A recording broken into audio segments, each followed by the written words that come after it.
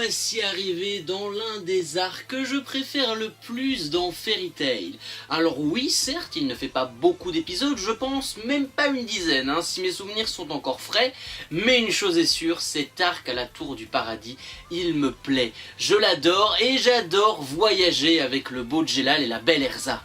Encore une fois, je vous excuse pour la couleur désastreuse, encore une fois, de ce décor. Je préférais quand c'était de l'autre côté, parce que là, il y a la fenêtre toute dégueulasse, voilà. J'espère qu'on changera un petit peu ça, peut-être la disposition, parce que c'est pas terrible pour vous, il est vrai. Voir ce petit reflet là de vitre, c'est totalement immonde.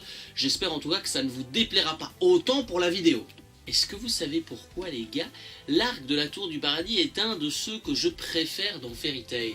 Eh bien tout simplement par son thème, il est beaucoup plus sombre, beaucoup plus angoissant, beaucoup plus ténébreux, va-t-on dire, que les deux premiers arcs. Là on place véritablement le décor de Fairy Tail, on entre dans du sérieux, on n'est pas dans des trucs enfantins, là on est dans des trucs qui sont bien tristes et bien glauques. Surtout qu'à la différence des deux premiers arcs, eh bien celui-ci nous dévoile un petit peu plus la relation, le lien qu'il existe entre J. Crane, le membre du Conseil de la Magie, Erza, la relation Djellal-Erza, l'enfance d'Erza évidemment, une enfance d'Erza pas très joyeuse, c'est vrai, c'était pas très girly son enfance. Il faut dire quand même que la première chose, et c'est le plus important qui est réussi dans cet arc, c'est une véritable transition. Il y a une véritable rupture par rapport au début de l'animé, qui était beaucoup plus enfantin, beaucoup plus joyeux, ça dansait, ça chantait. Ici, l'arc de la Tour du Paradis rompt complètement avec cette tradition et nous plonge dans une ambiance triste, maussade, inquiétante, horrible. Voilà, il y a un petit peu de tout ça dans cet arc de la Tour du Paradis.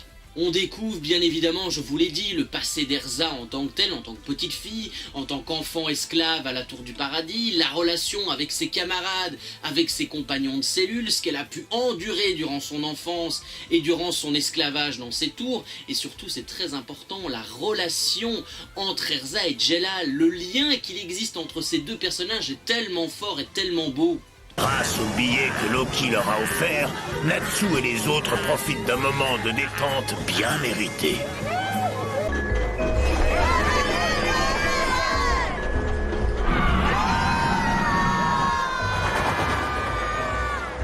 Ça devient une habitude, ça fait quand même 4-5 ans qu'on est sur YouTube, qu'on se voit un petit peu mutuellement tous les vendredis évidemment, et bien vous commencez à me connaître et vous savez que j'aime commencer par le positif. On va parler de ma waifu préférée, retenez-le bien, c'est important, c'est la belle Erza Scarlet évidemment.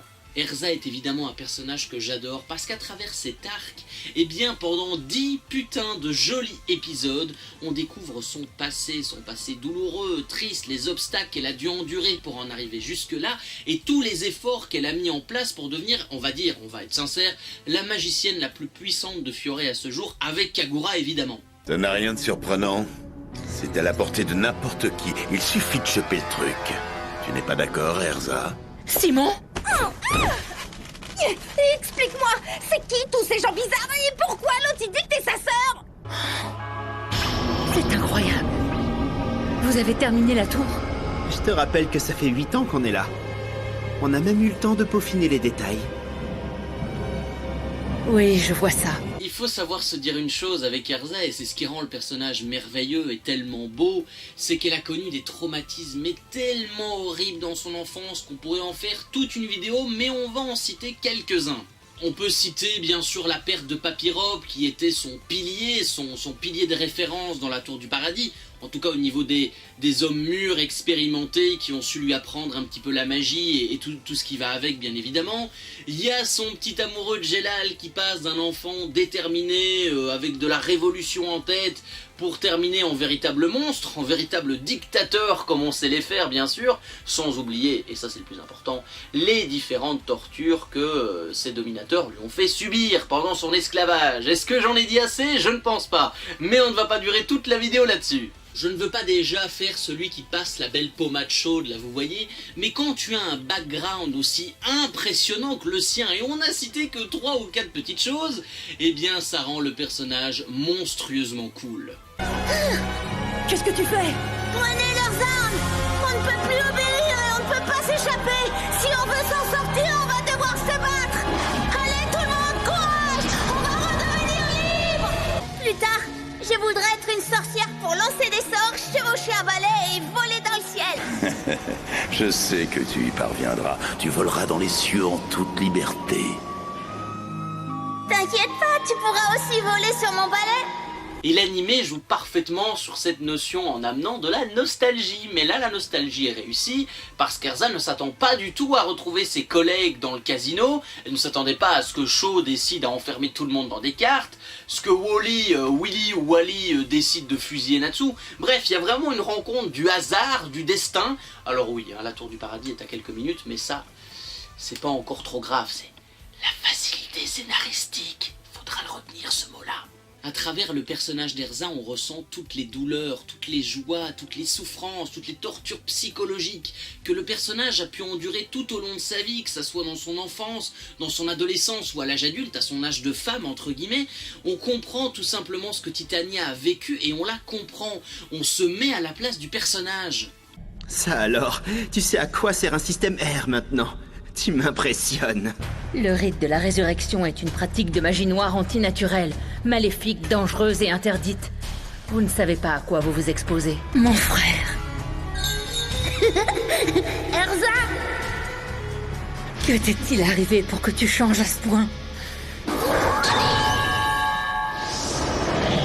Gélal, qu'est-ce que tu lui as fait? Bien sûr, vous me direz, et c'est normal qu'elle soit un petit peu angoissée, mais ravie de retrouver ses anciens camarades, parce que ça fait quand même 8 ans qu'elle ne nous avait plus vus. Alors moi, si on vient me donner des nouvelles 8 ans après, sans avoir envoyé de message, je crois que je t'envoie un peu chier. Mais bon, je pense qu'Erza a un petit peu plus de principe que moi. Et je vous avoue que le moment où Erza comprend que Jelal a manipulé tous ses amis, ses vieux amis, ses vieilles connaissances pour construire cette maudite tour, parce que Jelal est un profiteur dans cet arc, il a profité de ses amis, il les a manipulés, et bien le moment où Titania a une colère noire au point d'aller oser imaginer voir tuer Jelal, c'est merveilleux, c'est un délice.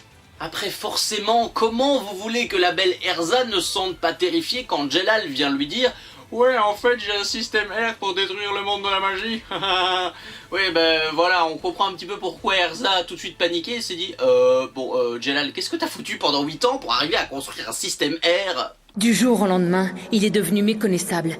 Il a oublié tous ses principes. Et il s'est brusquement tourné du côté du mal. Aujourd'hui, s'il faut avoir peur de quelqu'un, c'est bien de Jelal. Erza. On n'a plus besoin de fuir. La vraie liberté est ici, dans cette tour. D'ailleurs, justement, vu qu'on parle de Jelal, eh bien, j'ai quand même une chose à vous avouer, c'est que Jelal est un de mes personnages préférés dans l'anime. Il est d'ailleurs 4ème, comme ça vous le savez, je vais dire tous les numéros, comme ça vous direz « Ah ouais, il a un beau top 50, ce gars-là. Donc bref, je reviens. Je dis que Jelal est un des personnages que j'adore le plus, et surtout son caractère de méchant, entre guillemets, il passe merveilleusement bien dans cet arc. Dès les premières minutes où on rencontre le personnage, où on est confronté au sourire machiavélique de Jelal, on peut ressentir une certaine prestance, un calme serein, il n'a aucun problème, le gars il est d'un calme olympien, et surtout il est d'une méchanceté mais tellement belle que le personnage en devient charismatique. Ce qui fait la force de Jelal Fernandez, et ça l'animé prend un malin plaisir à nous le montrer, c'est qu'on pose les bases de ce personnage une par une. On nous le présente d'abord, on nous montre un petit peu les liens qu'il a dans le Conseil de la Magie, ses plans machiavéliques, qu'est-ce qu'il imaginerait avec par exemple Deliora, un système R. Voilà, on prend vraiment bien le temps de nous dire que c'est un méchant, il est cruel, il est diabolique, mais c'est vraiment saccadé quoi, c'est petit à petit, et ça c'est vraiment bien. Et pourquoi aurais-je fait ça? Le monde serait tellement ennuyeux sans elle. Mais maintenant que la tour du paradis est achevée, elle devient gênante, ce serait trop dangereux de la laisser vivre plus longtemps. Il est temps de s'en débarrasser. Erza est toujours un sacré phénomène. Elle ne cessera jamais de me surprendre. Je me demande si elle sera capable de me vaincre. On va bien s'amuser. Faut pas oublier les gars que Jelal c'est quand même, en tout cas avant de se faire dégommer par Natsu, il est haut placé dans la hiérarchie magique, il fait partie des 10 mages sacrés. J'ai pas besoin de rappeler qui sont les 10 mages sacrés, c'est grosso modo les mages les plus puissants de Fioré. Voilà, c'est les mages que même toi avec au maximum de ta force, tu les ferais même pas chatouiller. Voilà, donc il est haut placé dans le rang des magiciens, il manipule ses ennemis à sa guise, et surtout il a une puissance mais qui est sans limite. Hein. Et puis comme pour Erza, ce qui me fait énormément apprécier le personnage de Jelal, c'est son enfant, son véritable background. Parce que comme Erza, on comprend que lui aussi de base était très gentil, ouvert au monde, avec une belle ouverture d'esprit comme on dit, mais on se rend compte que finalement tous les désespoirs qui l'ont accompagné, les mauvaises nouvelles, les rechutes, son esclavage à la tour du paradis, eh bien l'ont fait basculer dans le côté des ténèbres, malheureusement. Ça va aller. N'aie pas peur. Tu es là, Jelal. Notre liberté, notre avenir et notre rêve sont pratiquement à notre portée. Ne t'inquiète pas, je reviendrai vite. Laisse-les m'emmener. Erza! Tu m'as appris à être forte. Du coup, je n'ai pas peur du tout. Je te sauverai! On comprend à travers quelques petits flashbacks très bien pensés d'ailleurs que la seule et unique chose que désirait Jelal, c'était la liberté, c'était d'être libre, de ne plus dépendre de qui que ce soit et de ne plus travailler à la botte de quelqu'un surtout. Prenez l'exemple d'Ultia, on a fait une vidéo il y a quelques jours dessus.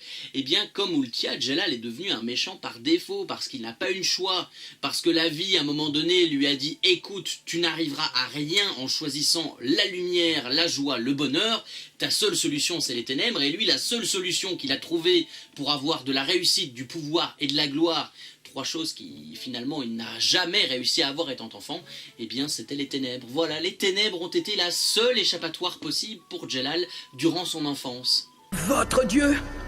J'en veux pas de votre Dieu, vous m'entendez? S'il est incapable de sauver un enfant, il sert à rien. Je l'ai maudit. Allez, quitte cette île. Va goûter à ta liberté factice. Par contre, je t'interdis de parler de tout ça à qui que ce soit. Tu serais responsable de conséquences très fâcheuses si le gouvernement venait à apprendre l'existence de cette tour. Alors oui, je suis d'accord, on a le droit de le détester, on a le droit de lui balancer des pierres, des tomates, mais quand je vois sa rédemption quelques épisodes plus tard, où tu vois un Jelal qui est blessé, qui est meurtri, qui est détruit intérieurement, parce qu'il sait très bien que tout ce qu'il a fait, il pourra jamais le rattraper, même avec les meilleurs efforts au monde, mais quand tu apprends qu'au bout de quelques épisodes, de quelques arcs, il a réussi à oublier, enfin, à garder en mémoire tout ce qu'il a fait, mais à en faire une force et à retrouver le chemin de la lumière et à laisser les ténèbres derrière lui, eh bien j'ai tout simplement envie de lui dire bravo mec, bravo pour avoir réussi à échapper aux ténèbres. Alors forcément, si on parle de la Tour du Paradis, si on parle de Jelal, si on parle d'Erza, forcément on va parler du meilleur couple de l'anime. Voilà, je m'avance, qui se retrouve sous une tension électrique, très électrique, un duel sous haute tension entre le plus beau couple de Fairy Tail. La relation entre nos deux meilleurs ennemis, entre nos deux meilleurs tourtereaux est très bien démontrée, et surtout ce qui est encore plus beau, c'est le lien qui les unit et qui est resté presque intact, même après ce combat violent à la Tour du Paradis. Bon, je pense qu'on va être clair tout de suite, on va d'ailleurs rassurer le pauvre Simon qui est là-haut, hein, qui depuis la Tour du Paradis se pose plusieurs questions sur ce couple. Erza a toujours été amoureuse profondément de Jelal, un amour qui ne s'est jamais estompé au fil des saisons, au fil des années, et on peut comprendre la volonté absolue d'Erza de sauver Jelal, même après les pires horreurs qu'il a pu faire à ses amis, ou même à elle-même, toute seule. Donc voilà, on peut comprendre qu'Erza se dise « oui, mais il a quand même encore une chance avec moi », donc on peut un petit peu comprendre la situation. Erza! Vite, réveille-toi, on n'a pas beaucoup de temps. Erza! Oh! Qu'est-ce qu'ils t'ont fait aux yeux? Erza, non, je t'en supplie, reste avec moi. Très bien. Si tu veux t'en aller, je ne te retiens pas. Mais tu t'en iras toute seule. Pourquoi? Les autres resteront avec moi. J'ai besoin de main-d'œuvre pour achever la tour. C'est un bête exemple, mais quand Jelal a réussi à immobiliser Erza dans la Lacrima, qu'il est en train de faire des grandes incantations aux soi-disant élèves qui en fait à mon avis étaient dans une forêt à attendre tranquillement que Maëvis arrive, eh bien Erza n'a pas envie de laisser tomber, elle a toujours envie de croire qu'il y a de la bonté, qu'il y a de la lumière dans le petit garçon qu'elle a connu, qu'elle a aimé et qu'elle aime toujours. Moi j'ai envie de dire, hein, c'est la seule chose que je vais dire, heureusement que le petit Natsu était là, parce que Erza, avec ses pensées suicidaires tout au long de l'animé, aurait emmené Jelal dans la tombe, hein. Ça je peux vous le dire, si elle en avait eu la possibilité, Jelal, voilà, Erza et Jelal ils seraient partis ensemble, mais bon, Erza, faut arrêter de penser comme ça tout le temps à se dire tant pis, si j'arrive pas à le ramener, je vais partir avec. Non, on a besoin de toi dans cet animé. D'ailleurs, la saison finale aurait eu besoin de toi. Je m'appelle Jelal. Je suis le maître de cette tour. Toutes les pièces sont à présent sur l'échiquier. Qu'est-ce qui se passe? C'est Jelal. Il s'adresse à tous les habitants de la tour. Il est temps de commencer un petit jeu. Il est possible que la partie s'achève sur un match nul. Il y a quelque chose qui tourne pas rond chez lui. Le Conseil utiliserait les Thérions? Il irait jusque-là? Je ne peux pas le croire. Bon, avant d'aborder la fin de cet arc, c'est-à-dire le duel entre Natsu et Jelal, qui est un des meilleurs combats de cet animé, on va parler des choses négatives que je ne supporte pas dans cet arc. En pole position, eh bien les... comment ils s'appellent? Ah bah oui, les fameux Trinity Raven, la guilde d'assassins engagée par Jelal pour mettre à mal en tout cas Natsu et ses copains. Je ne les apprécie pas du tout.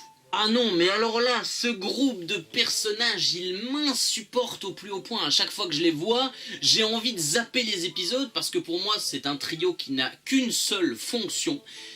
Combler l'histoire, voilà, combler les trous des épisodes, combler les trous de l'histoire et stopper les personnages dans leur élan et offrir aux spectateurs quelques petits combats par-ci par-là qui finalement sont pas intéressants. Le seul à la limite qui peut être sympa dans le combat avec les Trinity Raven, c'est Ika contre Erza. Sinon les deux autres ils sont nuls à chier. Nous formons tous les trois l'unité spéciale Trinity Raven. Cette unité est affiliée à la guilde d'assassins des Skulls. Nous jurons de vous servir. Vous devriez déjà être parti. À vous de jouer. Vous venez d'entendre mon récital infernal. Une sacrée tignasse. Je fais partie des Skulls, une guilde d'assassins. Vous trouvez pas qu'il déchire ce nom? Vous pouvez le dire, faites pas vos timides. Et puis les gars, je veux pas dire non plus, mais il faut bien avouer que ces antagonistes, ils sont fades, ils sont nuls, ils n'ont aucune personnalité, ils n'ont aucun background, tu sais pas qu'est-ce qu'ils veulent, qu'est-ce que c'est leur motivation. Voilà, c'est vraiment des personnages bouche-trou pour combler l'histoire de la Tour du Paradis. On aurait pu très bien s'en passer, je suis sûr que l'arc aurait été un petit peu plus court, mais vachement mieux. Encore mieux d'ailleurs. Sincèrement, je n'ai rien contre les méchants. D'ailleurs, je suis un des premiers à dire que j'aimerais bien une fois qu'un méchant gagne dans une histoire. Parce que bien souvent, les méchants ont des idéaux, ont des convictions qu'ils défendent, ils ont un passé qui est douloureux, et tu comprends justement leur motivation d'aller attaquer le héros, donc dans ce cas du méchant, l'ennemi. Mais quand t'as des méchants comme ça, que leur seul et unique objectif c'est de défendre les différents niveaux de la Tour du Paradis, si tu lis entre les lignes, c'est ça leur seul objectif dans la Tour du Paradis, dans cet arc, c'est tout. Ouais, parce que si on commence comme ça, on va finir avec Donjons et Dragons. Là, j'ai rien contre Donjons et Dragons, calmez-vous les petits geeks qui adoraient ça, mais si on continue à faire des arcs ou dire lui va défendre le niveau 1, lui sera le niveau 2, lui sera le niveau 3, on s'en sort pas. Hein. On est dans Fairy Tail, on est dans un monde magique où il y a des combats, on n'est pas dans Donjons et Dragons où il faut gravir des échelons. Là je suis pas d'accord. Prenez par exemple d'autres guildes clandestines, vous prenez Eisenwald, Horation 6, Tartaros, voire même Alvarez, ça ce sont des guildes clandestines intéressantes, parce qu'elles ont des idéaux, elles ont des convictions, et surtout chaque personnage a un but précis et a un putain de background, un merveilleux passé qui accompagne son histoire de méchant. Sans déconner, l'arc de la Tour du Paradis n'est déjà pas énorme en termes d'épisodes, en quantité je parle. Alors si en plus vous comblez les trous avec des personnages qui sont juste là à montrer leurs muscles, à faire l'effort et à faire quelques petits combats, c'est pas intéressant, mais vraiment pas. C'est tout? Il est aussi fort que Natsu, ce hibou. Le contraire m'aurait étonné. C'est quand même l'un des Trinity Raven. Tu as bien raison de t'inquiéter, Simon. La partie vient à peine de commencer. Le combat qui oppose le hibou à Natsu n'est que le premier acte de la pièce. Ce qui caractérise énormément cet arc, c'est qu'il confronte le spectateur à la mort. Et ça, c'est une première, parce que depuis le début de l'anime dans Fairy Tail, le spectateur n'a pas été habitué à ce genre de thème. Alors certes, ça commence à m'ennuyer au fil d'un moment, parce que la notion d'amitié et de pouvoir de l'amitié est belle, et ça l'animé le démontre parfaitement, du premier épisode jusqu'au 328e, mais l'animé démontre qu'aussi, derrière toute cette histoire de magie, de vie complètement rose et jolie, eh bien il y a cet aspect de mort, que la vie prend une fin, qui a toujours des conséquences aux actes que les mages vont faire, au combat, parce que les mages ne sortent pas tous indemnes de leur combat. Vous prenez la mort de Simon dans l'arc de la Tour du Paradis, c'est ce qui clôture tout l'arc, et c'est fait à la perfection. Parce que la mort de Simon détruit intérieurement Erza, qui perd déjà un proche, un deuxième proche à Peppa Pirop devant ses yeux, donc ce qui entraîne bien évidemment la colère, la fureur de Natsu, qui trouve insupportable qu'Erza se mette à pleurer, à chialer comme ça, étant donné que le personnage d'Erza est censé être très forte, et surtout ça termine la mauvaise réputation d'enculé de Jellal, excusez-moi, parce qu'à partir du moment où Jellal tue Simon, même si de base c'est involontaire, et Jellal signe quand même son arrêt de mort pour presque 10 ans de réputation là. Erza!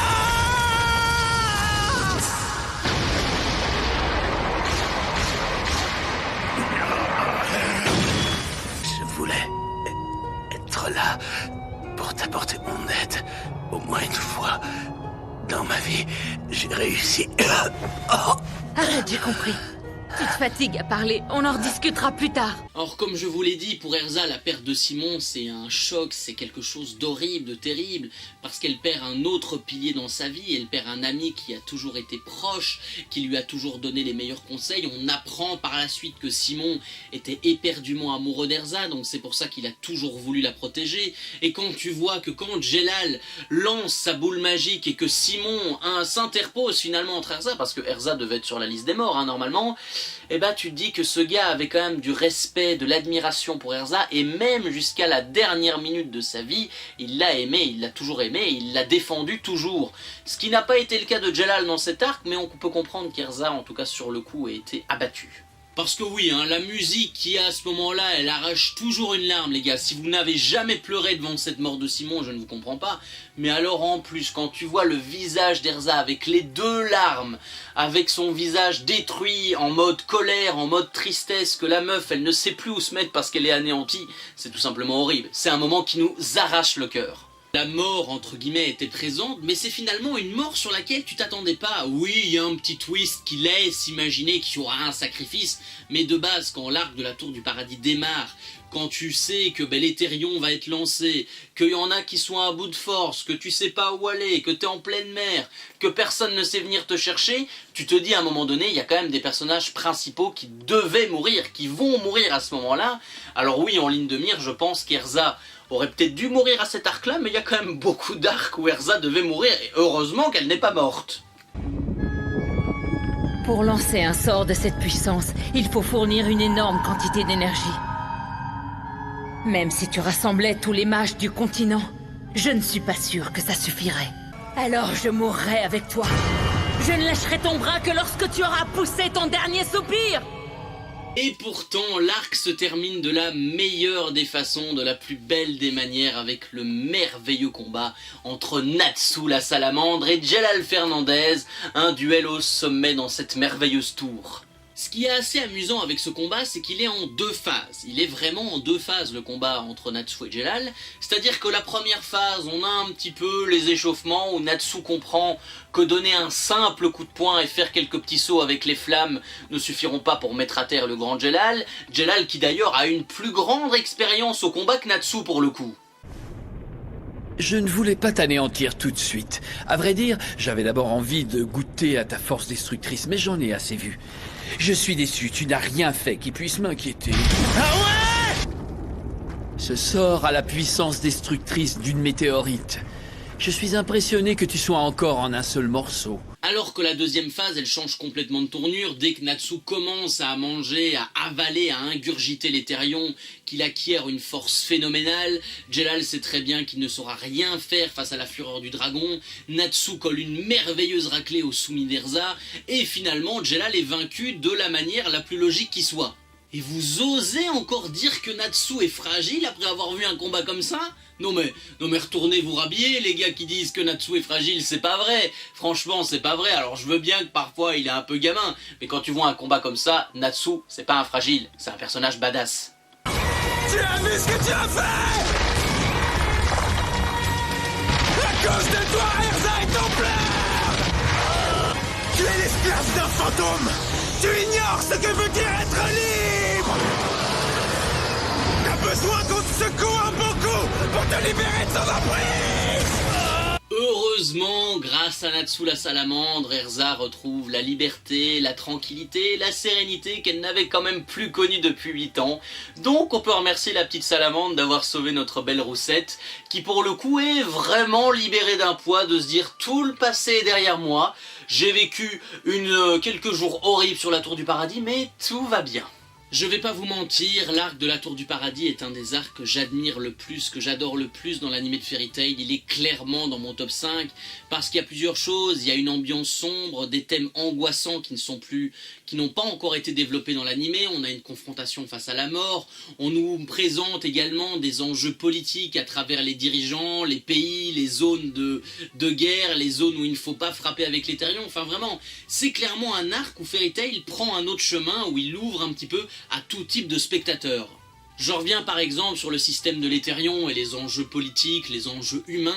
On est à un moment où le Conseil de la Magie doit prendre une décision horrible, qui est difficile et que certains partis ou certains hommes politiques connaissent, c'est qu'il faut choisir la meilleure option pour sauver le maximum de monde possible. Et quand tu te rends compte qu'ils doivent se dire « ouais, mais en fait on risque de tuer des civils », donc il y a vraiment tout un jeu de dupes, tout un enjeu politique derrière, de se dire que l'Étherion finalement, c'est pas qu'une arme, c'est aussi la responsabilité de se dire « on va peut-être tuer des gens ».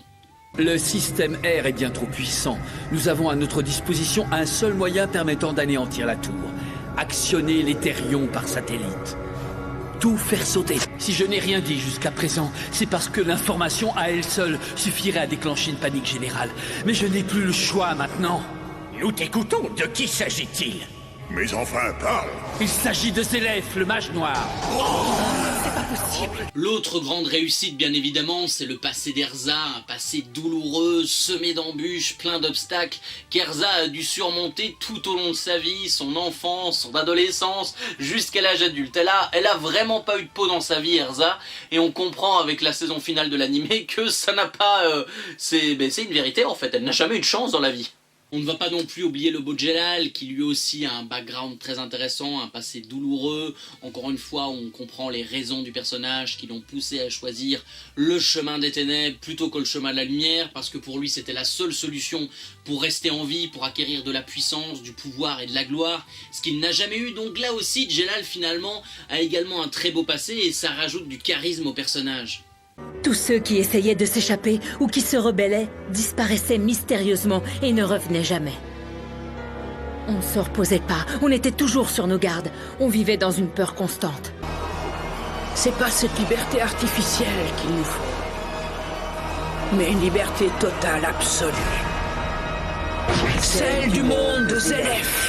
Les combats sont également tous très intéressants, notamment le combat entre Erza ou Titania contre Ikaruga, où pendant ce combat Erza démontre clairement que c'est elle la plus forte du royaume de Fioré, que c'est une véritable force de frappe la belle Titania.